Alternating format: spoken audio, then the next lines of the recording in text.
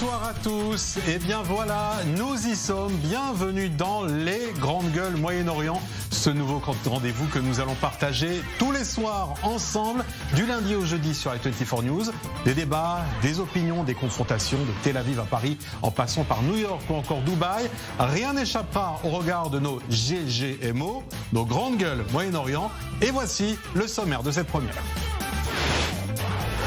C'est une fierté mondiale. Israël se classe en tête du nombre de vaccinés par habitant.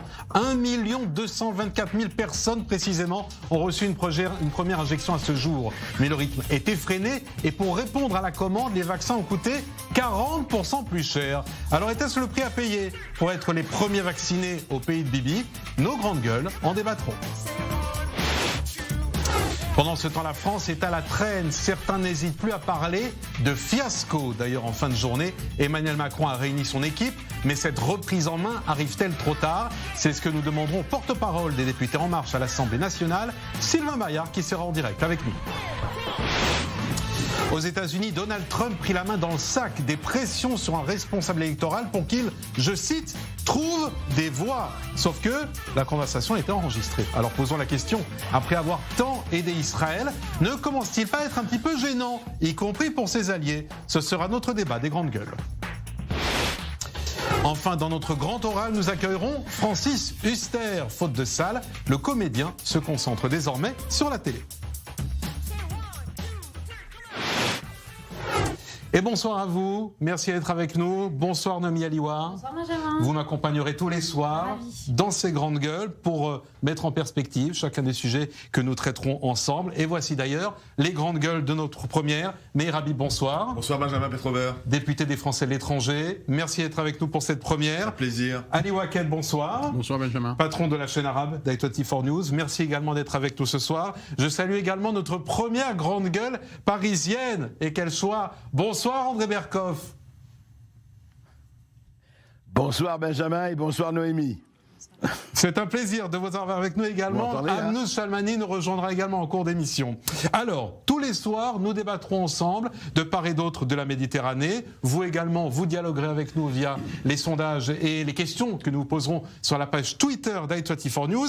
Et si les débats, attention, sont trop bruyants, nous aurons également un signal. Ce signal, c'est celui-là, pour nous dire un petit peu de calmer les débats. Et ce signal vous dit quelque chose. Si vous écoutez RMC, c'est parce qu'évidemment, il est inspiré de l'émission authentique des Grandes Gueules, tous les matins sur RMC. D'ailleurs, Alain Marchal et Olivier Truchot nous ont enregistré en cours de journée un très gentil message d'encouragement. À vous, Paris. Monsieur Benjamin Petrover, bonjour et bonjour à nos GGMO, nos grandes gueules du Moyen-Orient. On est particulièrement heureux avec Alain de voir naître cette déclinaison de notre show qui dure depuis maintenant 15 ans avec succès sur RMC Story. La petite sœur des GG, c'est donc les grandes gueules du Moyen-Orient avec la même formule, si j'ai bien compris, des personnalités de la société civile qui vont venir chaque jour, chaque soir de 20h à 21h avec toi Benjamin, débattre de l'actualité. Alors sans plus, on sait que c'est dans une région déjà qui aime le débat chaud, bouillant, ça on peut vous faire confiance. La géopolitique, vous savez ce que c'est. N'oubliez pas les bons petits sujets de société qui font le sel aussi des GG, mais on compte sur vous de manière à être fidèle le plus possible à l'ADN des grandes gueules. Et on compte surtout sur un petit voyage à Tel Aviv pour aller voir de près ces nouvelles grandes gueules, parce qu'on veut vérifier forcément. Alors, longue vie, bonne chance aux GGMO, aux grandes gueules du Moyen-Orient, et à bientôt. On vous dit merde. Merci Alain Marchal, merci Olivier Truchot, nous essaierons d'être vos dignes héritiers. Allez, place maintenant à notre premier débat, un débat au pays de Bibi.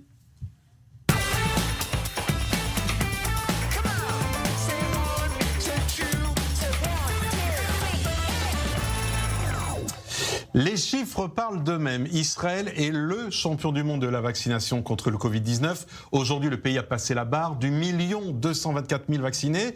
Oui, mais voilà, il ne faut pas oublier que cette performance a un prix, Noémie Aliwa. Exactement, Benjamin. Pour sécuriser l'approvisionnement du vaccin Pfizer en Israël, Benyamin Netanyahou s'est lancé dans une croisade et n'a reculé devant rien. Il a par exemple passé plusieurs appels téléphoniques au PDG de Pfizer, Albert Bourla, mais aussi a décidé de ne pas lésiner sur la quantité de vaccins ni sur leur prix.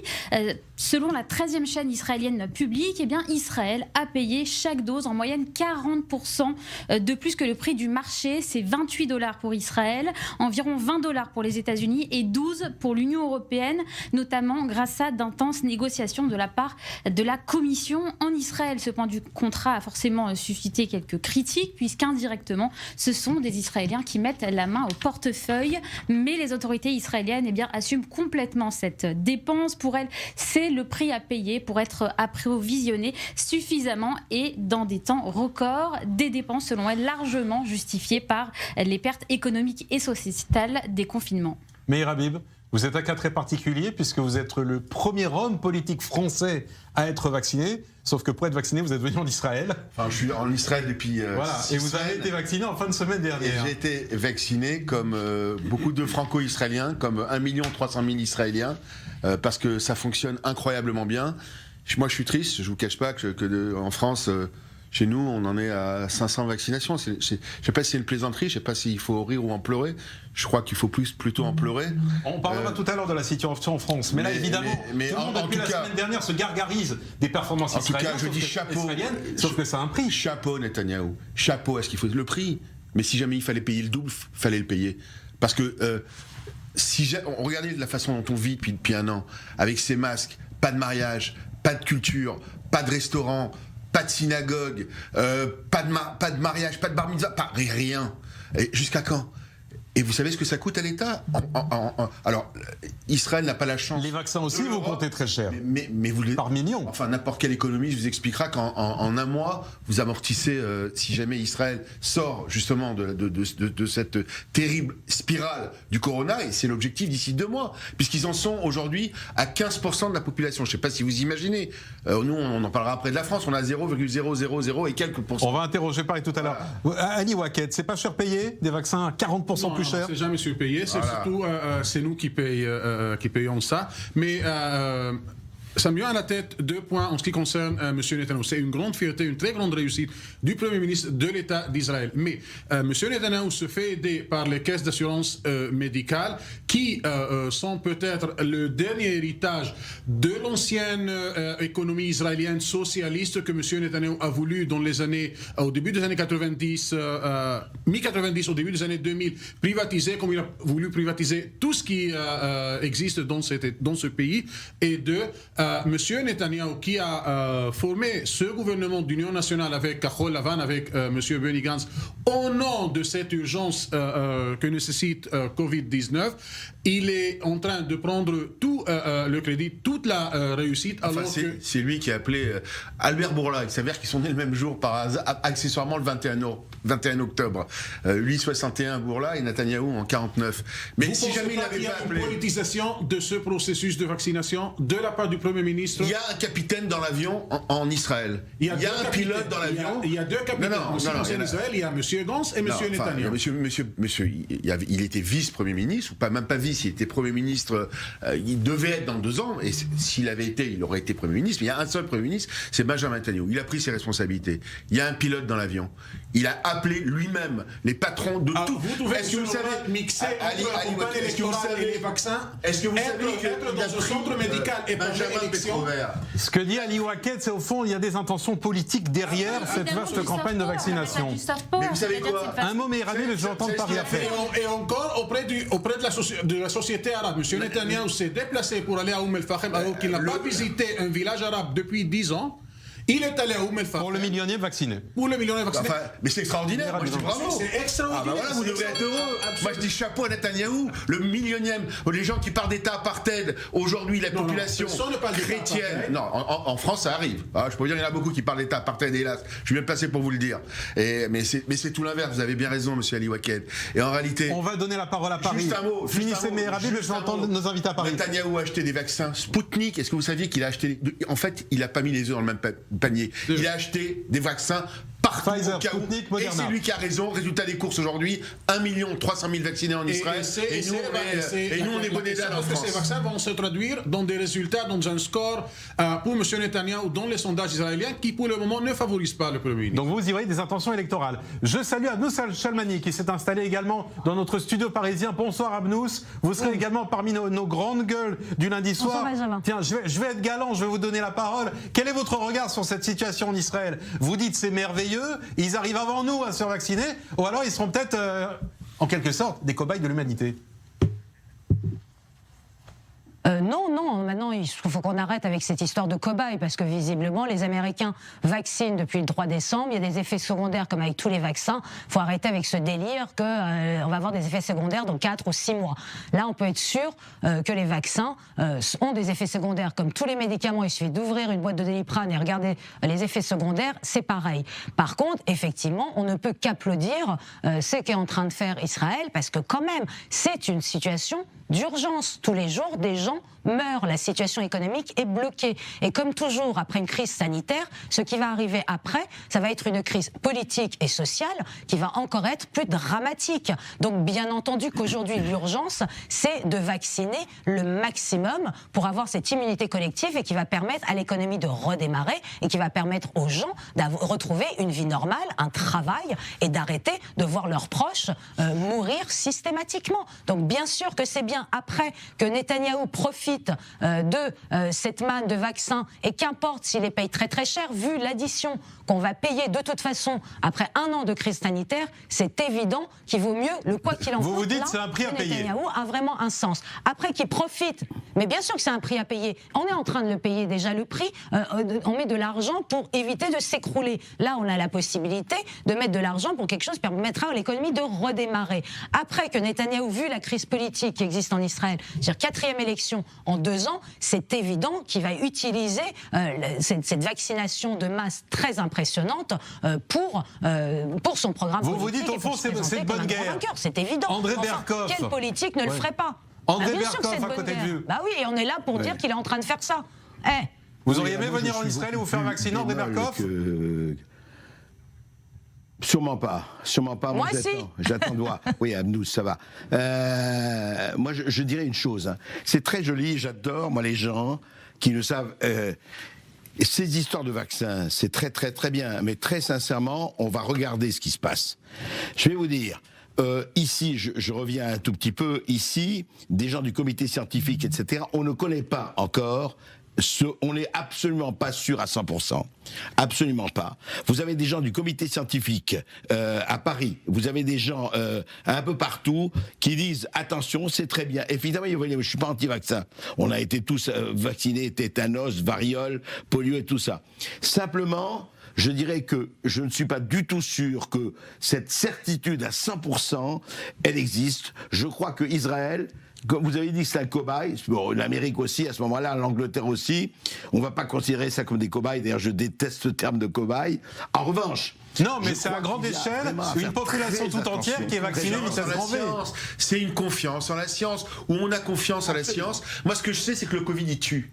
Et que les gens meurent. Que ici, en tant que député des Français d'Israël, on a rapatrié 300 corps des gens qui ont voulu se faire enterrer. Est-ce qu'il y a un prix à la vie? Pour moi, il n'y a pas de prix à la vie. Okay, et Israël a payé ce prix. Attendez, Meir Habib, je vais vous dire une chose. Attendez, Meir Habib, écoutez, il y a 0,05% de létalité. Arrêtez d'attribuer tous les morts au Covid. Non, mais on en a marre. Je parle mort du Covid. Mais non, je parle des morts du Covid. Il y a plus de maladies cardiovasculaires. Il n'y a plus de maladies. Il n'y a que du Covid. Ça suffit. Donc tout va bien. Ça suffit de raconter n'importe quoi. On a fait peur au monde entier avec une maladie qui fait 0,05%. Donc on fait rien, on continue, tout va bien. Du point de vue du Covid.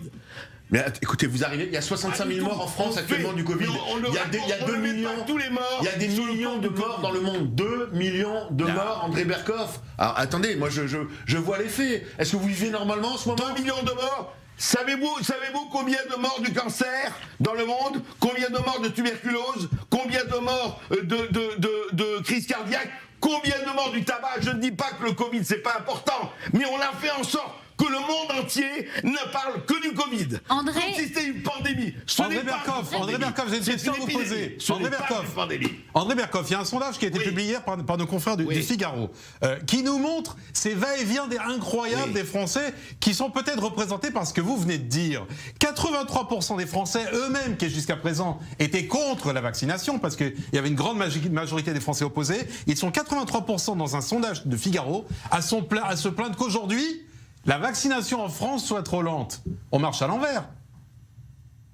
Non mais attendez, on a tous envie. Qui a envie de mourir? Qui a envie de ne pas envie? Nous le disait, de sortir de la peur. On a tous envie de sortir de ça, évidemment. Donc on se fait vacciner. Simplement, donc il faut se faire vacciner.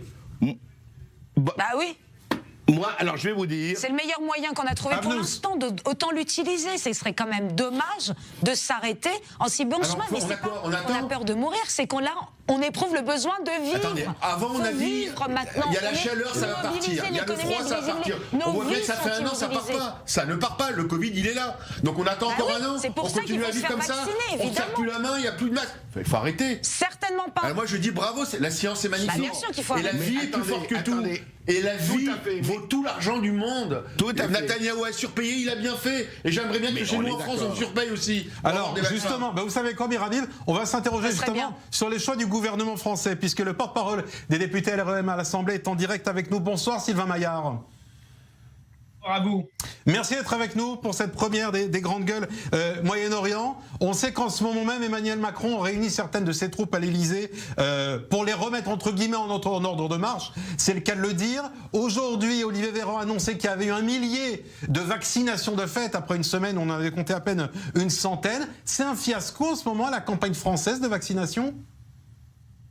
Je crois qu'il faut distinguer deux choses. D'abord, on a une stratégie qui est une stratégie d'aller vacciner prioritairement dans les EHPAD, donc les maisons qui accueillent nos personnes âgées, et à côté le personnel soignant. C'est la stratégie que nous développons, dans laquelle il faut accélérer. Ça ne va pas suffisamment vite, et le président de la République l'a dit avec des mots très forts le soir du réveillon, en disant il faut qu'on accélère. Et oui, vous avez raison là-dessus, il faut qu'on accélère. Mais on a cette stratégie. Je crois qu'on ne peut pas comparer la situation d'Israël, où moi je me réjouis personnellement, de la situation française. D'abord, mais quand vous dites il faut qu'on accélère, c'est peu dire. Même la Roumanie fait mieux que la France aujourd'hui.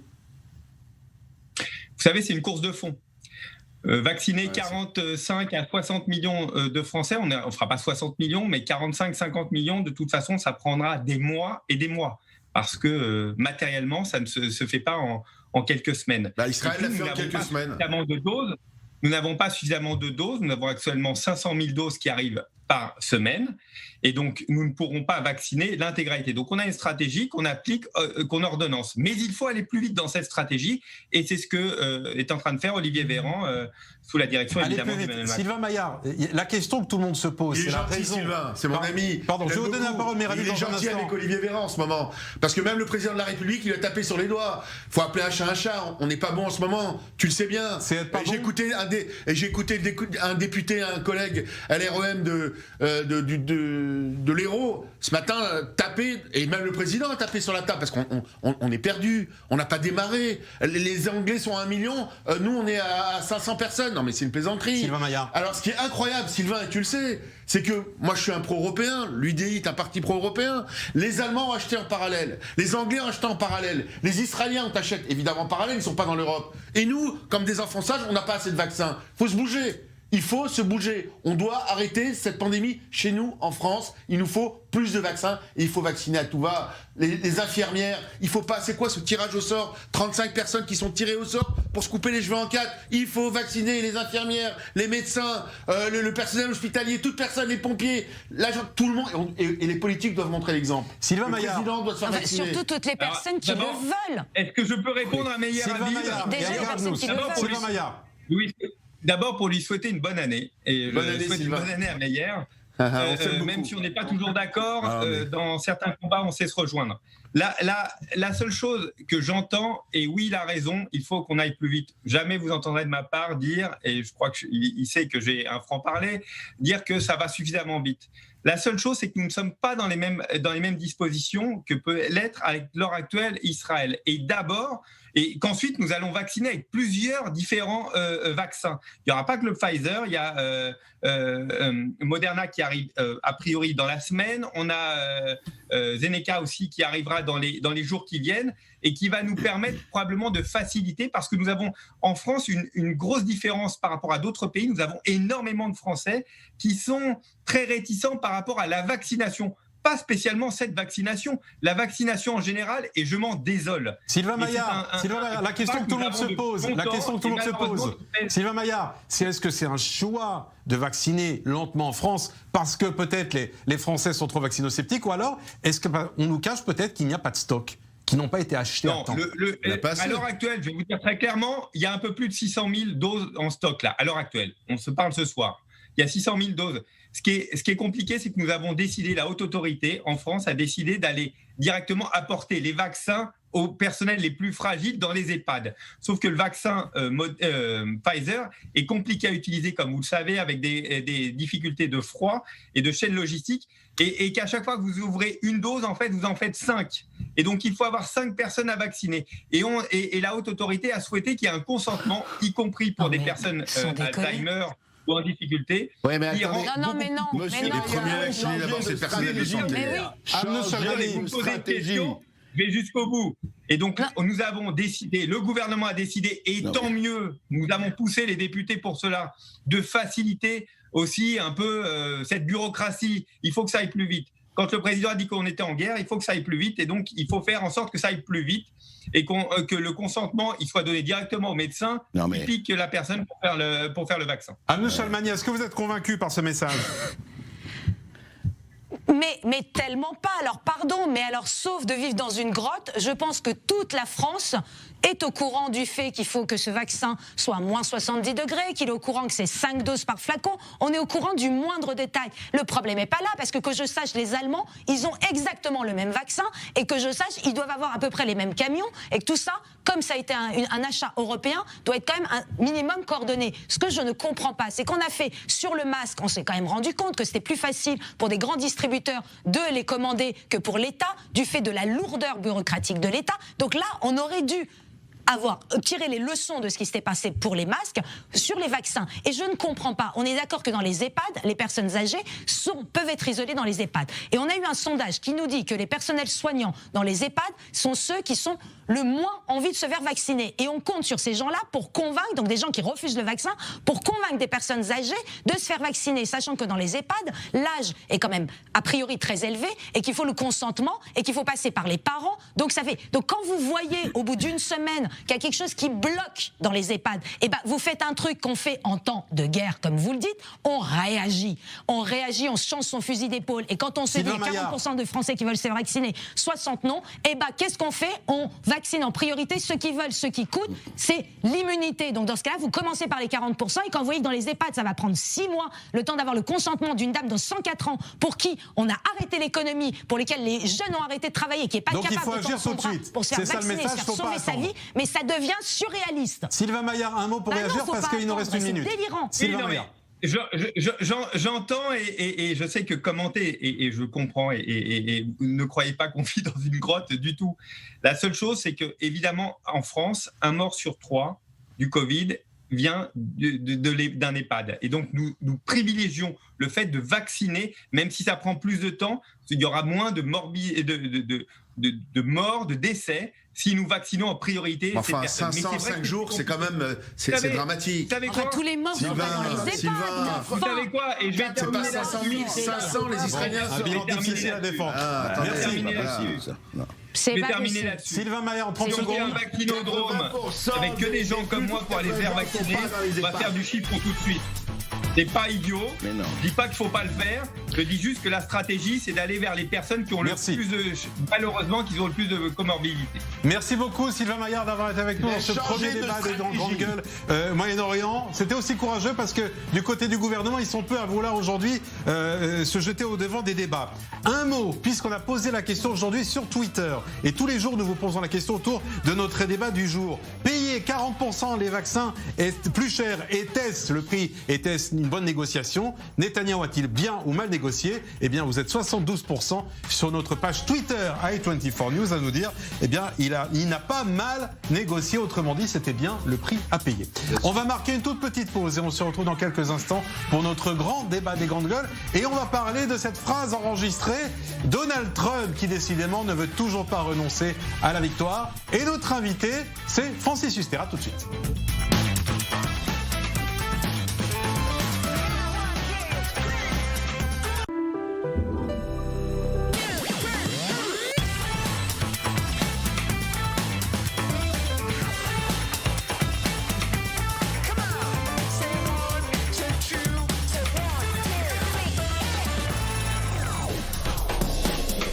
Et si vous venez de nous rejoindre, c'est un nouveau générique pour une nouvelle émission sur i24 News. Tous les soirs, nous sommes ensemble du lundi au jeudi à 20h heure de Paris pour les grandes gueules Moyen-Orient. Un débat entre Paris et Tel Aviv avec ce soir Meir Habib qui est à mes côtés, Ali Waked également, et à Paris, Abnouch Salmani et André Berkov qui sont également en direct avec nous.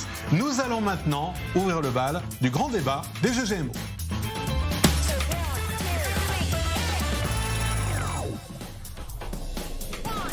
Trouve-moi 11 760 bulletins. L'injonction est signée Donald Trump. Une conversation téléphonique avec un responsable de Géorgie. Jusqu'au bout, Noémie Aliwa, Donald Trump ne lâche pas. Et oui, effectivement, Benjamin, le Washington Post a donc diffusé hier le contenu de cette conversation téléphonique d'1 heure entre Donald Trump et l'élu en charge des élections en Géorgie. C'est une conversation au cours de laquelle donc le président des États-Unis demande à son interlocuteur de recalculer les résultats du scrutin dans cet État et de trouver des bulletins susceptibles de faire pencher la balance en sa faveur. En bref, après de multiples échecs auprès des tribunaux, Trump fait pression pour modifier les résultats électoraux en Géorgie et refuse de concéder sa défaite. Cet enregistrement a provoqué forcément un tollé, notamment dans le camp démocrate qui a immédiatement dénoncé des pressions, je cite, potentiellement répréhensibles. Citons notamment la future vice-présidente Kamala Harris qui, pour qui cet audio révèle, je cite, la voix du désespoir et un abus de pouvoir.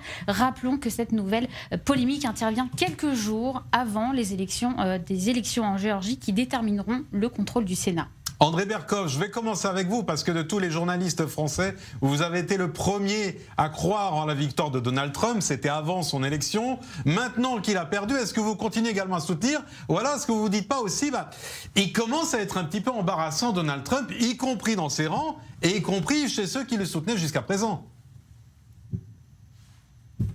Alors je vais vous dire, je ne sais pas ce qui va se passer le 6, mais vous serez à i24 News et ailleurs très très attentifs à ce qui va se passer après-demain.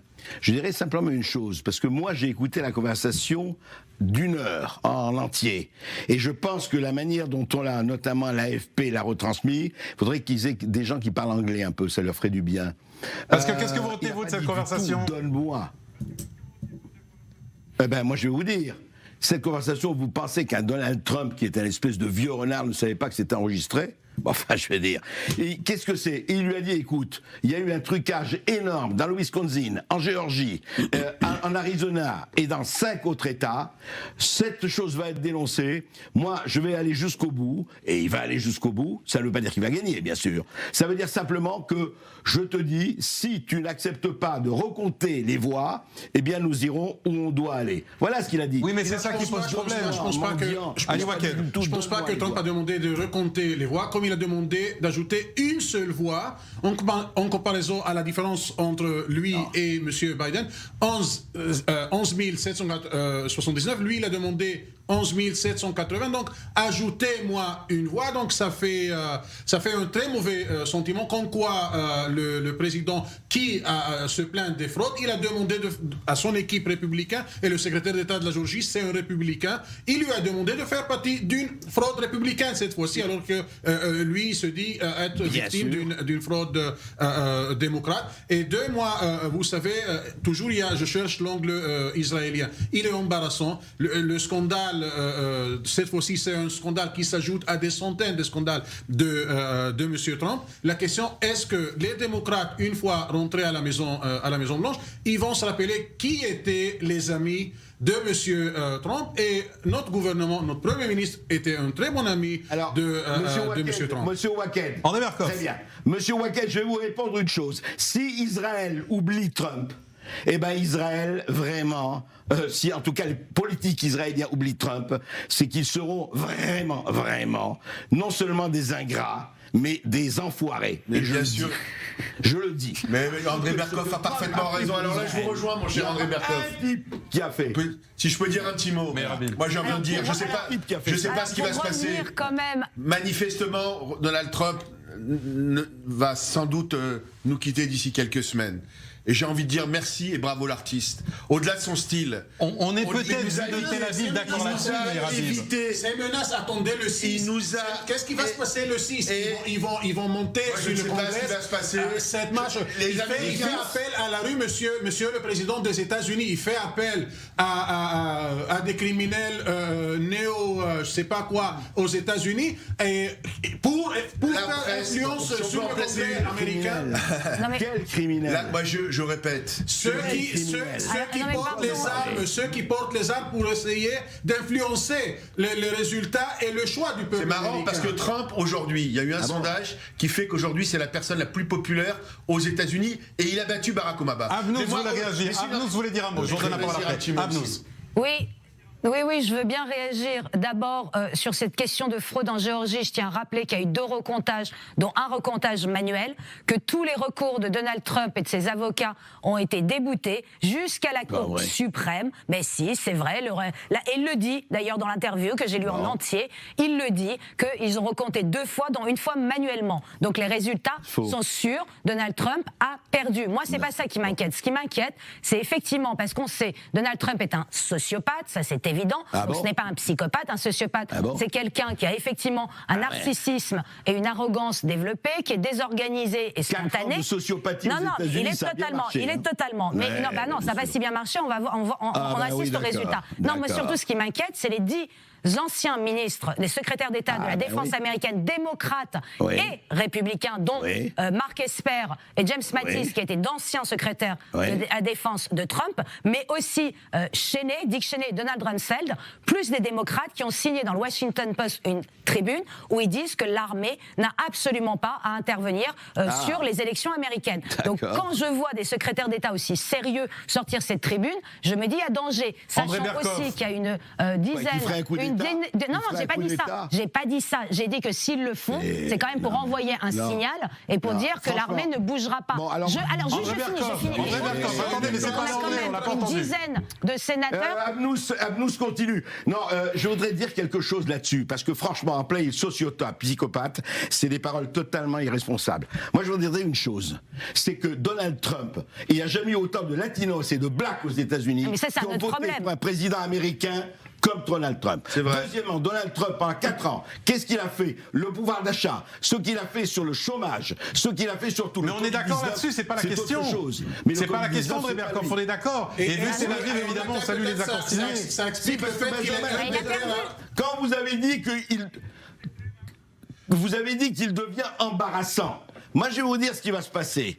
Les démocrates vont être débordés. À supposer que Biden passe, et il passera probablement. Les démocrates vont être débordés par leurs gauchos, et les républicains, le parti républicain, écoutez-moi bien, va sombrer. Il va y avoir un parti trumpiste, et pour 2022, vous allez voir ce qui va se passer. Vous penserez si je peux me permettre de développer. Benjamin Pétrovert, moi, ce que je voudrais dire un petit peu, moi aussi, je pense, Donald Trump a sans doute perdu. Mais moi, je voudrais le remercier pour ces 4 accords de paix qu'il a fait signer avec des pays arabes, avec le Maroc, avec le Bahreïn, avec le Soudan. C'était inimaginable. Je voudrais le remercier pour le fait qu'il n'y ait pas eu de guerre en Corée du Nord. Je voudrais le remercier d'avoir transféré l'ambassade à Jérusalem, américaine à Jérusalem. Je voudrais le remercier pour d'enlever le Golan d'un boucher comme Assad, et que fait aujourd'hui le Golan, et pour l'éternité israélienne. Je voudrais le remercier aujourd'hui, enfin et surtout par rapport à l'Iran. Il a éliminé, hier c'était l'anniversaire, le la tête du serpent, Soleimani, qui était sur le point, l'Iran, d'avoir la bombe nucléaire, qui n'allait pas menacer simplement Israël. Et le fait qu'il a cédé la place des États-Unis à la Russie, 1. 2. Les États-Unis n'ont jamais été si puissants. La situation économique. Les États-Unis accusent. Vous savez où il a échoué? La Russie. Il a échoué, hélas pour lui. Que c'est la Chine. Vous savez ce qu'a fait perdre? Et ça pose question, pourquoi est-ce qu'il défend la Russie tout le temps, monsieur Trump? Je ne sais pas qu'est-ce qu'il a caché, monsieur Trump? Qu'est-ce qu'il a peur de monsieur Poutine, monsieur Trump? Moi, j'ai aussi du respect pour monsieur Poutine. On n'est évidemment pas d'accord. La Russie, c'est pas une grande démocratie. Mais en tout cas, il tient son peuple. Et l'amnistie qu'il est en train d'accorder en quantité à ses proches. Pourquoi, monsieur Habib? Mais tous les présidents,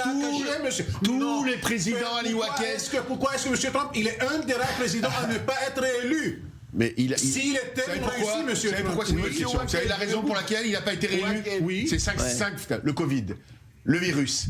Et il a perdu à cause du virus. Voilà. Un dernier mot à Paris, parce que je vous redonnais la parole. André Berkoff. Juste un mot. Moi, c'est intéressant de voir qu'est-ce que Trump a à protéger la Russie quand on sait ce que la famille Biden a gagné en Ukraine avec Burisma, le fils Hunter Biden, et la Chine. Quand on sait les magouilles à milliards de dollars de la famille Biden, que la famille Biden se pose en morale face à Trump, je vais vous dire, Trump, c'est sûrement pas un ange lot. Et les 7 000 dollars d'impôts que Trump a payé, le milliardaire Trump, 7 000 dollars d'impôts, c'est ce qu'il a payé. Mais Trump, on l'a pas laissé. Un ouvrier américain un jour. Arnaud Chalmany, à votre conclusion. Et ce sera le dernier mot de ce débat. Je vais juste finir là-dessus. Moi, je suis. Alors, il y a une seule chose pour laquelle j'applaudirais Donald Trump, c'est effectivement d'avoir ouvert les yeux du monde sur la réalité économique et impérialiste chinoise. Sinon, mais bon débarras, parce que son hystérisation de la vie politique, la manière dont il a complètement abîmé la démocratie, et pas seulement la démocratie américaine, mais la démocratie avec cette impossibilité de débat, avec ses insultes, ça va nous reposer. Mais par contre, je rejoins totalement André Berkoff sur le fait qu'effectivement, les démocrates, d'ailleurs, on l'a vu, Nancy Pelosi, qui hier a été reconduite dans ses fonctions de président de la Chambre des représentants, a manqué de 5 voix démocrates parce qu'elle est, je ne sais pas, trop blanche, trop femme, etc. Donc dès que Biden va arriver au pouvoir, c'est évident que la question hystérique identitaire va créer une scission au milieu du Parti démocrate. Mais ça, c'est encore une autre affaire, mais elle sera beaucoup plus reposante, quoi qu'il arrive, que les trumpitudes. On sera là pour l'évoquer ensemble. Merci infiniment André Berkoff, merci Arnaud Chalmany. Vous avez été nos premières grandes gueules parisiennes, j'espère vous retrouver très bientôt. On va maintenant parler d'une attente qui devient éternelle, notamment en France. Tout l'agenda, tous les espoirs remis à plus tard, le monde à la culture, le monde de la restauration, et pas que, Nami Aliwa. Exactement, Benjamin, un bon pot-au-feu au restaurant et un bon film en salle, eh bien ce n'est pas pour demain. En France, le secteur de la culture et de la restauration continue de pousser des cris de détresse, mais ne sont pas prêts de reprendre leur activité au vu de la flambée des contaminations. En ce qui concerne les restaurateurs, les propriétaires de bars et les cafetiers, eh bien, ils sont suspendus à la date du 20 janvier pour une éventuelle réouverture qui semble de moins en moins probable. Quant aux lieux culturels, eh bien, ils ont déjà dû faire le deuil d'accueillir du public à la rentrée. Il y a quelques jours, le porte-parole du gouvernement, Gabriel Attal, a expliqué que les théâtres, les cinémas et les salles de spectacle ne pourraient pas ouvrir le 7 janvier prochain, comme ce devait être le cas, sans donner date de rouverture. Il l'a justifié toujours par une forte circulation du virus en France, avec environ 15 000 contaminations en moyenne par jour. Une annonce qui a été perçue forcément comme un nouveau coup de massue pour le secteur de la culture. Rappelons que depuis des semaines se tiennent des manifestations partout en France pour demander la rouverture des salles de spectacle. Certains s'étonnent notamment du 2 poids 2 mesures vis-à-vis des lieux culturels et par exemple des magasins ou des lieux de culte. Citons ce slogan qu'on a pu voir sur certaines pancartes: si le culturel est possible, alors le culturel aussi, non, point d'interrogation. Eh bien, c'est ce dont nous allons parler maintenant avec notre invité du Grand Oral, premier Grand Oral des Grandes Gueules ici au Moyen-Orient. Il est en direct avec nous depuis Paris.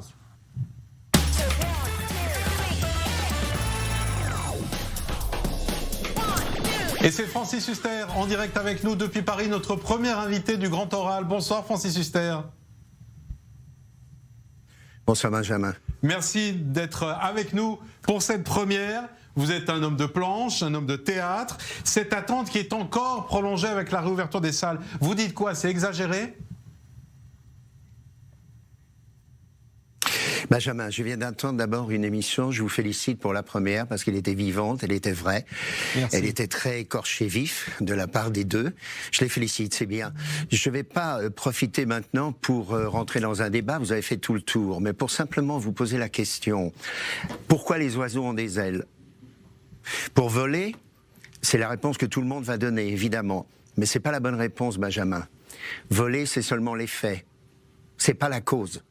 La cause, c'est qu'est-ce qui a bien pu se passer dans la tête de l'Éternel pour qu'il donne des ailes aux oiseaux. Et la réponse, c'est pour que les oiseaux soient libres, qu'ils puissent aller où ils veulent et quand ils veulent.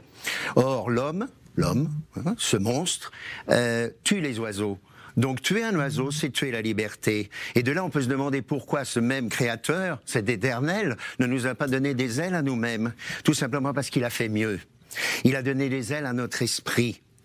Et son âme, c'est-à-dire les ailes de cette âme, de cet esprit, elles ont permis à notre imaginaire de nous emporter dans un autre monde, le monde de la culture, le monde de la science, et d'aller beaucoup plus loin, beaucoup plus haut que les oiseaux, de faire découvrir au monde entier un autre monde, celui qui est à l'intérieur de nous-mêmes et qui est en relation directe avec l'Éternel. Ce monde invisible, et c'est ce monde invisible, ce Covid qui est invisible, qui est en train depuis 2 ans de nous couper les ailes.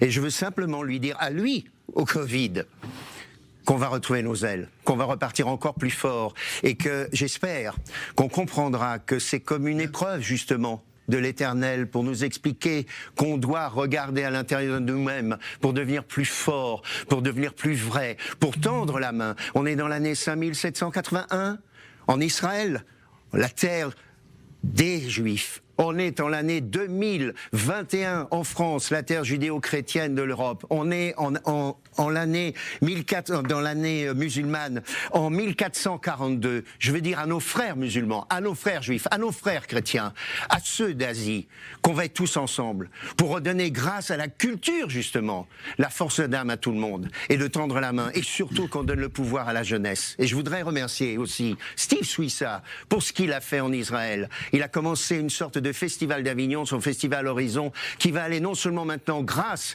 à ce que le gouvernement israélien a réussi à faire, qui va aller maintenant ce festival à Dubaï, au Qatar, au Bahreïn, en Arabie, partout, parce que nous sommes tous frères. Et c'est ça la leçon et la morale du Covid. Merci Francis Huster pour ce très beau message. On applaudit là. Ali Waked, Meir Habib, Noémie Aliouaz sont à mes côtés. À vous entendre ici à Tel Aviv, une réaction. Meir Habib. Je crois qu'il a tout dit. C'est tellement la confiance en la science. C'est théâtre qui doit ouvrir, c'est cinéma, c'est restaurant, cette vie. C'est pour ça que quand on parlait tout à l'heure de prix qui a été payé, il n'y a pas de prix à la vie. Il faut sortir de tout cela. Et Francis Huster a été exceptionnel avec ce magnifique monologue. L'image qu'il a rendue à Steve Suissa, on a besoin, la culture est actuellement... Elle est étouffée. Elle est étouffée. Elle est étouffée. Ali Waked, je veux rappeler qu'au-delà... Moi, je trouve un point positif dans ce Covid, donc, ce qui concerne la culture, s'il y a jamais des points positifs, c'est que certains domaines de la culture qui paraissaient un peu trop prestigieux pour les masses, les pièces de théâtre, les concerts, dans la période du Covid, parce qu'il était interdit d'être dans des endroits fermés, ont descendu pour les masses. On a vu des concerts dans les rues et ça a donné l'occasion aux masses populaires de voir de concerts parce qu'ils n'ont pas... Ils sont allés à la rencontre d'un autre public. Absolument. Et ils n'avaient pas la possibilité de payer des centaines de shekels pour aller voir un concert musical ou une pièce de théâtre. Et c'est la culture qui est venue cette fois-ci aux gens, surtout aux gens qui ne pouvaient pas se permettre d'aller voir cette pièce de théâtre ou ce concert. Et je vais rappeler qu'Ali Waked, au-delà d'être le patron de la chaîne arabe d'Al-24 News, vous êtes également réalisateur de séries ici en Israël. Francis Huster, il y a quand même une réalité qui est la vôtre aujourd'hui au-delà de ce message. C'est que vous êtes surtout un homme de planche, mais vous êtes aussi un homme de télévision en ce moment. On vous a vu dans la série Ici tout commence sur TF1. Là, vous préparez un meurtre à Marseille. Je ne vais pas dire que vous êtes un chanceux, mais c'est vrai qu'il y a des hommes de théâtre qui restent dans le théâtre. Vous rebondissez sur la télé et on sait d'ailleurs que toute cette période a été extrêmement propice aux séries télé et notamment à Netflix. Finalement, ça ouvre aussi une nouvelle voie aux gens du théâtre et aux gens de la scène. Mais bien sûr, c'est Ouvre une nouvelle voie. Et j'engage Israël et tous les lieux de spectacle et de spectacle vivant en Israël à avoir des caméras pour retransmettre sur les portables aux jeunes qui n'ont pas les moyens, justement, tous les spectacles. Des joueurs de football sont là à taper dans un ballon. Le monde entier, des milliards de gens le voient. Ben, nos ballons à nous, c'est Shakespeare, c'est Mozart, c'est Mahler, c'est Wagner, c'est Tchekhov. Et on doit absolument offrir, comme vous l'avez si bien dit, cette culture à la jeunesse. Et c'est le seul moyen d'unir les gens par l'amour et le partage. Bon, on parle d'amour, on parle de partage. Il y a aussi une réalité. On ne va pas en sortir, le monde culturel, de cette crise en 2021. Bien sûr qu'on va en sortir. Bah on va en Mais sortir bien si on se sûr, vaccine. oui, Hein. oui. Voilà. Dans quelques mois. Enfin, on va en sortir encore plus fort, parce qu'on se posera les vraies questions. Il ne s'agit pas de garder la culture pour une élite, il s'agit d'offrir la culture à tout le monde. Et là où vous êtes, c'est justement de là que doit partir. Et je vais vous annoncer quelque chose que mon rêve depuis tant d'années. Allez-y. Quand allons-nous faire les Jeux Olympiques de la culture ? Quand allons-nous proposer à toute la jeunesse du monde de se réunir tous les 4 ans et de montrer justement, que ce soit par les spectacles vivants, que ce soit par l'image, de montrer justement que l'espoir du monde, c'est la culture. Alors j'appelle tout le monde pour ces Jeux Olympiques de la culture. Levons-nous, tendons-nous les mains. Eh ben, c'est un bel appel ce soir, Voilà, les c'est Jeux magnifique, Olympiques de la magnifique. culture. Vous êtes pour ? Absolument. On va suivre. Ben, écoutez, à Tel Aviv, on va déjà préparer le stand. J'espère que d'autres pays vont suivre également. Francis Huster, c'est une Mais très vous savez, bonne... je dois avouer, Ali Wahed. Merci. c'était intéressant pour moi de savoir qu'aussi en France les théâtres sont fermés, parce qu'à un certain moment, je commençais à adopter la théorie de certains artistes en Israël qui accusaient le gouvernement de vouloir garder la fermeture des théâtres parce que les théâtres et les artistes sont critiques vis-à-vis du gouvernement Netanyahou. Donc vous y voyez une raison politique à ce moment-là, en tout je cas. ne voyais pas, je ne voyais pas. Non, je ne voyais pas, mais j'ai dit que C'est ce que vous me dites. C'était hasard parce que vous savez, quand vous ouvrez les centres commerciaux avec des milliers de personnes et vous permettez pas à un théâtre qui accueille 200 ou 300 personnes à pouvoir travailler, ça pose des questions. Mais en entendant que c'est le cas aussi en France, je suis un peu plus calme. Il n'empêche, en France, vous trouvez ça injuste, Francis Huster ? C'est pas le terme exact. C'est plutôt comme si on avait justement les ailes coupées, c'est-à-dire comme si on avait voulu nous protéger. La culture, elle n'a pas besoin, au contraire, d'être protégée. Elle a besoin de prendre tous les risques. Et c'est pour ça que j'imagine que si jamais, par malheur, on n'arrivait pas dans les 2 mois, dans les 3 mois qui viennent à réouvrir les restaurants comme la culture, parce que c'est aussi une culture du corps, la restauration, et une élite en plus en France. Je pense qu'à ce moment-là, on devra vraiment mettre des caméras dans tous les lieux de spectacle. C'est la seule solution pour que la jeunesse puisse enfin avoir ce lien avec la culture. Et on fera au théâtre ce soir partout. Mais si vous me permettez la solution, et pour revenir à notre Exactement. propos, il faut se vacciner. Moi, si jamais j'ai un conseil, c'est arrêter cette peur. Faites Et conscience. je signale qu'avec Francis Huster, on voulait le faire vacciner aujourd'hui. On n'a pas réussi à trouver de dose à Paris parce qu'en fait, il ne fait pas Oui, j'ai partie. amené mon vaccin, Vous ne faites la pas partie, culture. Francis Huster, des populations. Pardon, Francis Huster ?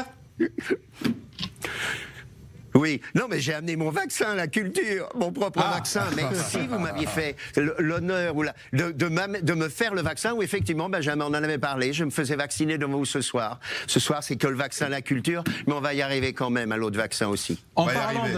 En arriver. parlant de vaccin à la culture et pour les quelques minutes qui nous restent, je sais que c'est l'un de vos combats, Francis Huster, puisque 2021 et 2022 arrivent. Molière, sa place, elle est où ?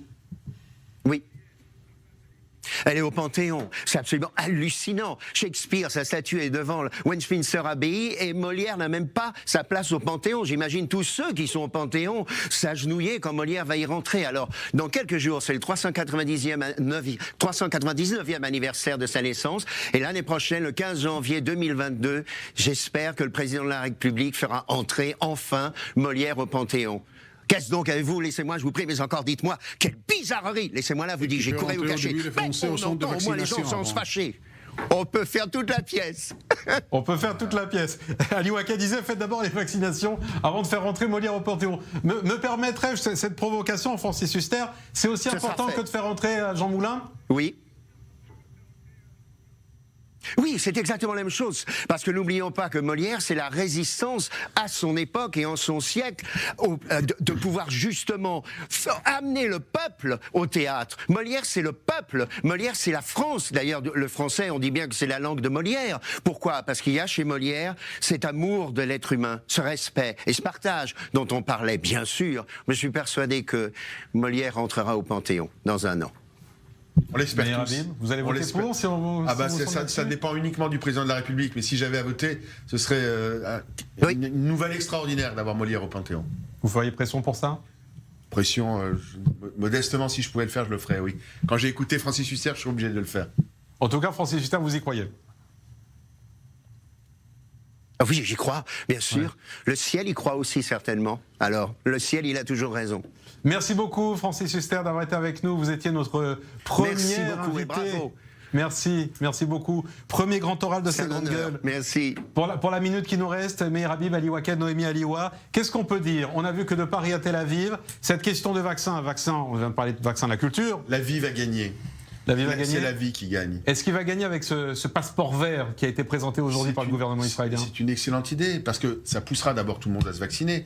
Imaginez-vous qu'avec ce passeport vert aujourd'hui, il n'y a plus de confinement, c'est-à-dire que vous êtes immunisé, donc vous pouvez voyager, vous n'êtes pas contagieux, vous ne pouvez pas attraper la maladie. Alors c'est vrai que ça rend fou certains. Une députée UDI, Valérie Sick, l'a proposé, et alors, tout le monde lui rentrait dedans. Comment on l'a proposé? Comme les Israéliens, un passeport vert. Parce que c'est vu de France comme la vaccination forcée. Mais ça, non. Alors là, je ne suis pas pour que ce soit forcé. Qui a ce passeport vert retrouve une vie normale. La vaccination doit être un choix. Mais je pense que l'intelligence fait que tout Français va vouloir... Vous allez voir ce qui va se passer, Benjamin. Bientôt, ça va être la queue. Il n'y aura pas assez de vaccins. Et tout le monde va vouloir se faire vacciner.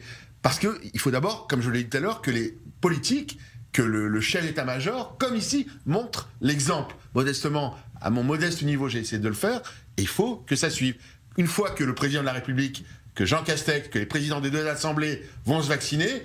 Finalement, mais pour l'instant... Attendez, on parle d'ici en Israël quand même. C'est intéressant de dire que la vaccination doit être un choix, parce qu'ici en Israël, il y a déjà quelques endroits de travail qui pensent faire de la vaccination une condition pour arriver à votre endroit de travail. Et ça a commencé, par exemple, les services de pompiers en Israël n'acceptent pas qui de ces employés, de ces ouvriers, qui ne s'est pas fait vacciner. Merci à tous. Ali Waked, merci Meir Habib, merci Noémie Aliwa. C'était nos premières grandes gueules. Je vous rappelle que vous pouvez continuer à participer à l'émission sur notre page Twitter.